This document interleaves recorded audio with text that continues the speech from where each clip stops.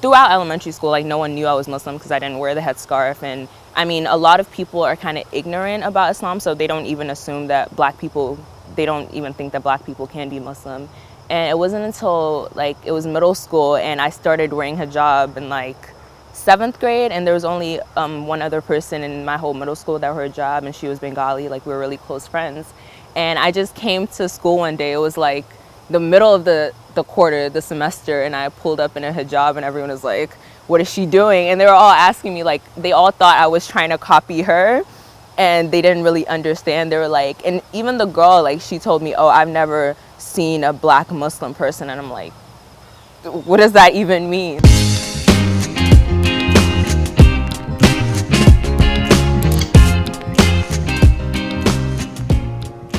Wearing hijab, I got like a lot of comments about, oh, you're a terrorist, blah, blah, blah. And even like during that situation, like, people who had known me for a really long time, they started asking me like, oh, are you Indian? Because they literally could not wrap their minds around the fact that a person could be black or African and be Muslim.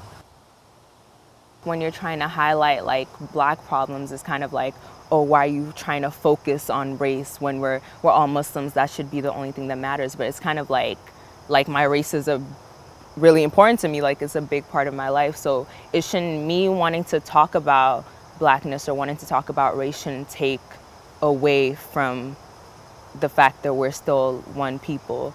So I feel like that's the main thing that happens in like most Muslim spaces. Like, they don't understand how damaging it can be to try to pretend like race doesn't matter. And I feel like that happens like a lot in society. It's kind of like, oh, we're post-racial, we're past that, so let's not talk about problems, let's not talk about oppression because we've like moved on. And that's oppressive in itself, to not want to acknowledge the fact that there's still problems that are happening, especially when you talk about like